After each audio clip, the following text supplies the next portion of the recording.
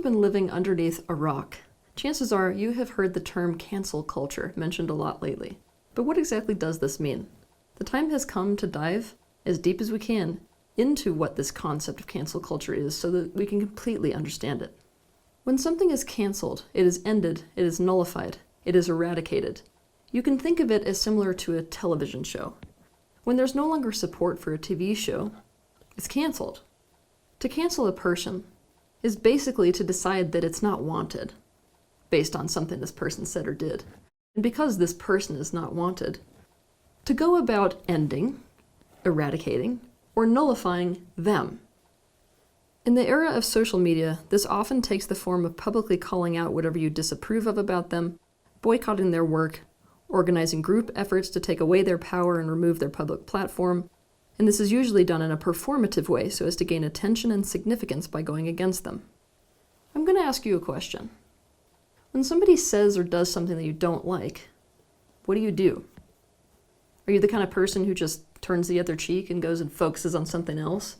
Are you the kind of person who gets into an active debate about whatever it is that they've said or done so as to find some kind of resolution? Or are you the kind of person who turns against them and tries to take them down? Cancel culture is essentially a shared social attitude and custom of making sure that you don't make it about what somebody says or does. You make it about the person themselves. So let's say that somebody says or does something you don't like. Instead of actively entering into a conflict with whatever word or action has displeased you, instead of trying to find resolution about that or to find a meeting of minds, you go straight for the source and try to take out the person who is saying or doing that thing that you dislike. Perhaps the best example that I can come up with this is, let's imagine that there's an actress who happens to believe that vaccines are not good, so she shares that opinion on social media, or says it in an interview. Let's say that pisses people off, right? You don't like that she has that opinion. So you decide that you don't like her. You want to take her out. Because of her opinion that they dislike, they decide to organize and make it so that she herself is eradicated from the public eye. They attack her character. They go to the media outlets to call her out publicly. They report her social media platforms so they're deleted. They create such a bad reputation and stir up so much controversy that no one can hire her without bringing the same antagonism upon themselves. So soon she is blacklisted, unable to work, and has been successfully eradicated from the public eye. One of the main things fueling cancel culture is our attachment to goodness. People are capable of committing all manner of sins as long as they're convinced that they're doing it for the greater good, or should I say, convinced that doing it makes them a good person. The reason that this cancel culture doesn't stop is because, guess what? The rest of society falls right into this trap with them. See, a person who is engaging in cancel culture behavior sees themselves as the good guy, and as long as society also sees them as the good guy, this is never going to be a cycle that stops. Essentially, the person who is engaging in cancel culture falls into virtue signaling and performative wokeness. How this begins is like this. The minute that somebody in their life does or says something that they dislike, they immediately fall into the social triangle of roles. What I mean by the social triangle of roles is hero, victim, and villain. They see the person who is doing or saying something they dislike as the villain, which means that they're free to pick from the two good guy roles, the hero or the victim. Usually, they start in the victim role. You hurt me. You did something that caused me to feel pain, or other people to feel pain. They can then gain their power back by flipping into the hero role, where they can do anything to destroy the other person, and justify it because they're the hero. This is very comparative to the concept of a Christian soldier. Let's say that you've got a boy who's raised in a Christian society. He understands by the time he's an adult, thou shalt not kill. But the second that somebody poses a threat to their country, now all of a sudden they can do anything to this person. And in fact, not only is it okay, they're the hero for it. The triangle is one of the most dangerous social dynamics in existence. As long as people who engage in cancel culture see themselves as the good guy, and as long as society perpetuates that this is actually the case, we're going to become a more progressively unconscious species instead of a conscious species. It opens the door wide for things like this.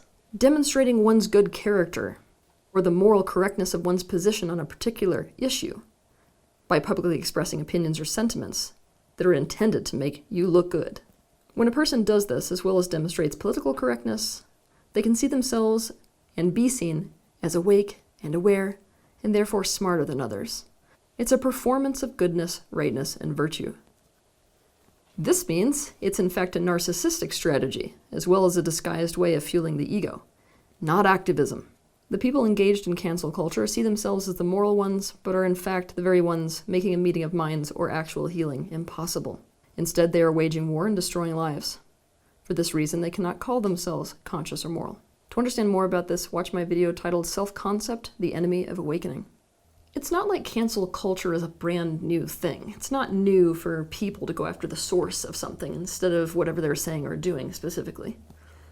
But there's a reason that this phenomena has caught so much attention recently. This reason is multifold.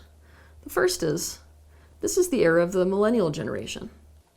Millennials are more and more coming into prominence in terms of how they shape culture and society.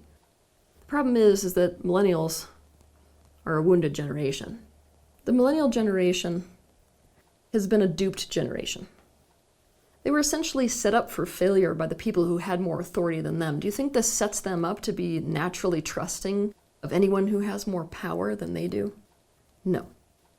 Also, because they've been duped, and because of all the pain that they've experienced in their lifetime within society, they're naturally distrustful people. They're prone to see others as enemies, in fact, and to act in narcissistic ways. Also, because of the trauma they experienced as a generation, they feel really, really, really powerless.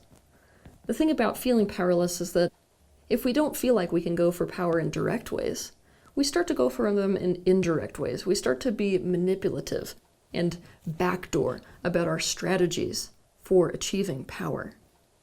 This includes loving to take power away from others.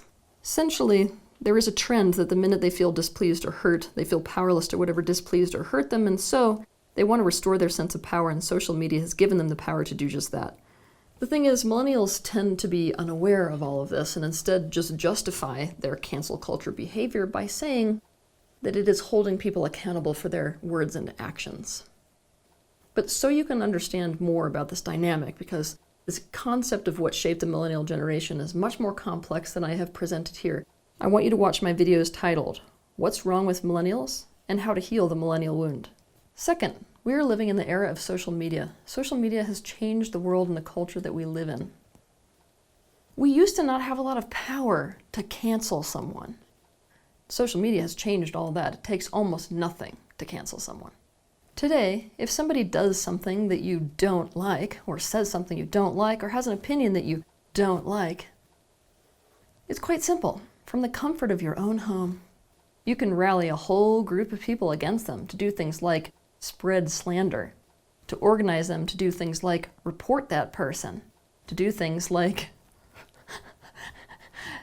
mass triangulate. Really, what cancel culture is about is mass triangulation. To understand more about triangulation, watch my video titled, Are You Being Triangulated? Social media has now become the new battlefield, and you don't need bravery or expertise or an army or anything else to wage war. You just need a computer. In fact, you'll probably only gain by waging war, because you can get rid of whoever did or said something you didn't like, as well as see yourself and get others to see you as the public hero. You can also gain significance by being the one to go against something that actually is significant. The third factor is that humanity is in an intensely polarizing time right now. Because of the pandemic situation that's currently going on, and also because of the social injustice situation, which is so much in the public eye right now, people are in defense mode. It's a bit of an understatement. When people are in defense mode, they're feeling unsafe, they're feeling powerless. So, they're prone to seeing everyone else as enemies. And triggers are at an all-time high. Because these triggers are at an all-time high within society that's already in a defense mode, there is a public call for political correctness. Because of this, pretty much nobody can fit into that box of political correctness. Because of this, recently, a great many celebrities have been canceled on account of things that they've said or done.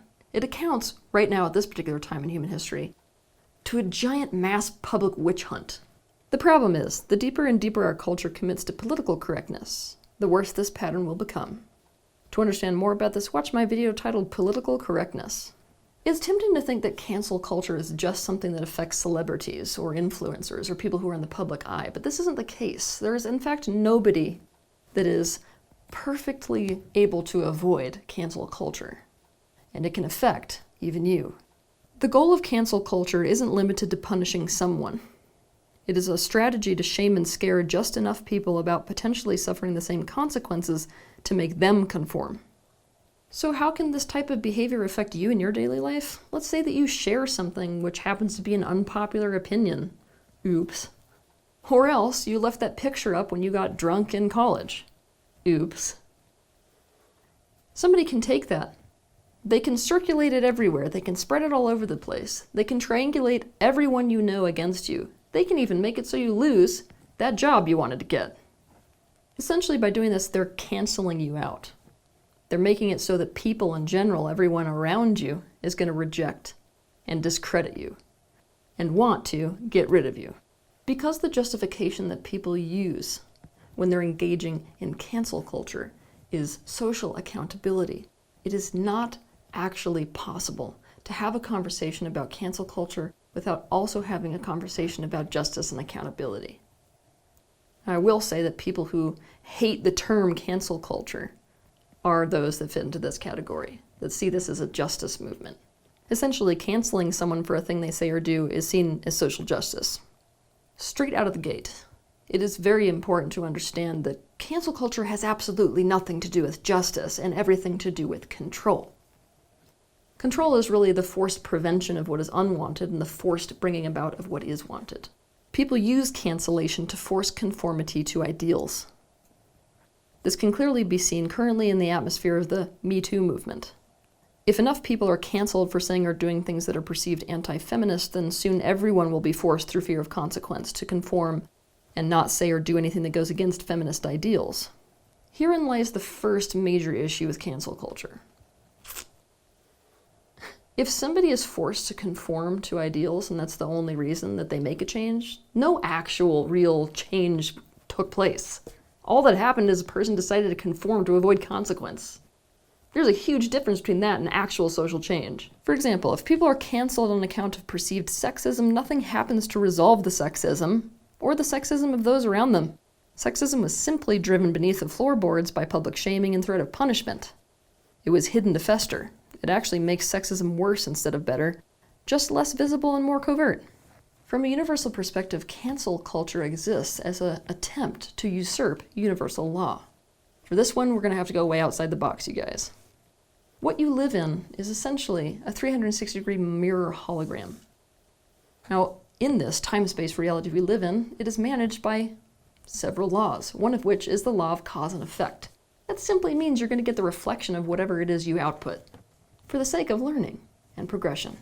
If you really think about it, this is an organic process, and this is a natural, built-in system of justice, if you will. But people want to control this process. They want to take control of the reflection. They want to make sure that they can control what is and isn't reflected in the first place. How do people take control over that reflective process? Through the concept of punishment and reward. Now, I need you to get this straight right here and now. The punishment and reward-based system of programming within the human race is a control technique. You are training a person. One of the biggest problems with the punishment reward-based system, besides that it doesn't work, is the fact that it prevents learning. People learn from a natural consequence. For example, if I lean over too far on my bicycle, I'm gonna fall over. Oh, that makes sense. One is causally related to the other. When it comes to punishment and reward, so often the consequence of some action or thing you've said has absolutely nothing to do with saying or doing that thing. For example, let's go back to childhood, shall we? Let's say that a child stays out past curfew. We might do something like punish him by taking away his television privileges. I want you to think about that for a minute. What the hell does taking television privileges away from a child have anything to do with the dangers or natural consequences of staying out past curfew? Nothing, right? So let's think about what a natural consequence might be. Being too tired the next day to pay attention in school, or encountering many of the dangers that might exist in the nightlife scene.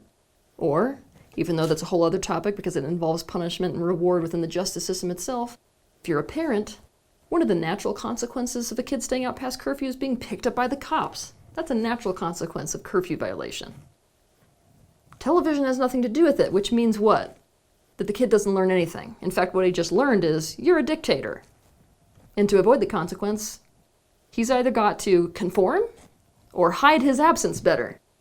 If a consequence is not causally related to an action, people learn nothing. People who participate in cancel culture often perceive themselves to be incredibly powerless, and cancel culture behavior is a way that they can take their power back. For example, a woman who feels completely powerless to men and who has weak boundaries, or fear of asserting them, may feel like her boundaries are not being honored by a man. So, in order to get her power back, she will call him out publicly, triangulate lots of other people against him, call for him to be boycotted and fired from his position. The amount of public pressure that she is able to amount may just result in him being fired. She will tell herself that she's saving other women by doing this, and that he is getting what he deserves, and is being held accountable for his actions. As you can see from this previous example, another big issue you run into with regards to the cancel culture is that fairness is a relatively subjective perspective, isn't it? For example, let's look at some natural consequences of a man touching a woman when she doesn't like to be touched that way. It would be something like himself being touched in a way that isn't wanted, or he himself being physically afraid of someone else, or being rejected by her and thus not being able to be physically near that woman. People have a skewed sense of fairness because of personal triggers. They take their skewed ideas of fairness and justice and create an unnatural, causally unrelated consequence for others. In our example, a man losing his entire reputation, career, and potentially life is not actually a causal, natural, or one you could argue is even a fair consequence. Society also doesn't progress because there is no learning. The man just learns women are bitches. The woman does not learn how to assert boundaries. The company that fires him learns to bend to public pressure. Society simply creates another rule and consequences for breaking it, and society becomes less and less free, and thus less and less conducive to human well-being. I must put some questions before you. What is fair? What is justice? And how can you know you are right? Who decides what the right consequence is? Are you aware that today, in some areas of the globe, it's still considered a okay consequence for people to be stoned to death? Are you aware that not very long ago, an appropriate form of justice was beheading? What might we think of ourselves today if we look back from the future? Are you aware that punishment and reward has nothing to do with cause and effect? It has to do with the limited human perception of right and wrong, and strategies to control other people into conforming to rightness. We are being called to decide collectively. What is it that we actually want for ourselves as a society, and why? And after we answer those questions, how to best bring that about? This is a concept that most people engaged in cancel culture behavior are not even thinking about. And if we did think about it, cancel culture would be eradicated entirely. For example, most of us, not all of us, but most of us, want a society where racism no longer exists. Cancel culture is wanting to make it illegal and such a punishable offense that no one ever does it again. But this does nothing to actually heal racism. It just drives it underneath the floorboards where it festers. I'm not going to tell you today what the definition of justice should be, because I want that to be something that you are thinking about this whole week. What is justice? But I will tell you that if we want a society that is conducive to human well-being, we have got to care a whole lot more about healing than we ever cared about control. We are going to have to let go of this juvenile eye for an eye mentality. Besides, here's a little secret. This eye for an eye mentality where you're wishing harm on someone who hurt you, at the most basic level, what you're trying to do is to force empathy. Why? Because forcing empathy means that you're forcing somebody to come back into alignment with you instead of staying opposed to you. So really, you're trying to force closeness. To heal is to experience the opposite, and this is something you're going to really have to wrap your head around when you get into the progressive form of justice. If to heal is to experience the opposite, then that means that somebody who suffers from a painful perception has to have an experience that changes that perception. Let me give you an example to make this easier. Let's say that somebody steals, right? Why is it that this person stole something? Probably it's because they're lacking abundance in some way. They feel powerless to achieving abundance. So are you going to heal that whole dynamic, including the crime that is the result of those conditions, by throwing someone in a jail cell? Oh my God, I didn't think so. To heal is to help this person to experience abundance. Oh my God, weird. No motive for the crime. To understand more about this, watch my video titled, "What is Healing?"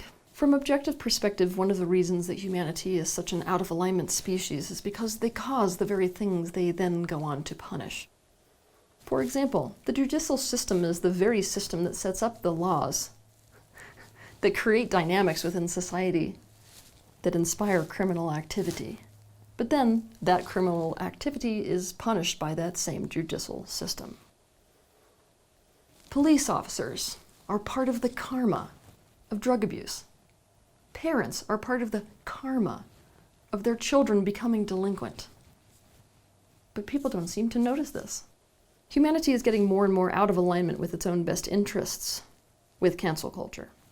It is forcing polarization, war, dishonesty, lack of authenticity, suppression, denial, fragmentation, punishment, control, conformity, lack of freedom, ignorance, and unconsciousness, all under the guise of doing what's right. Are you ready for the silver lining? Cancel culture has the potential to raise the entire topic of justice into public awareness for reevaluation. This starts with a question I want you to ask yourself. What is your definition of justice? No one agrees on this. They just swallow some spoon-fed concept of what justice is based on the time they live in and the culture they're raised in. The next question is, what does humanity want out of justice? What do you want out of justice? What do you want done with a person who has hurt you or someone else? And why? Have a good week. If you liked this video, be sure to share it, like it, and also subscribe to my channel so you can see more content like this. But I want to personally thank you for taking the initiative and having the bravery to step into the space of awareness, not only for yourself, but for the benefit of those around you.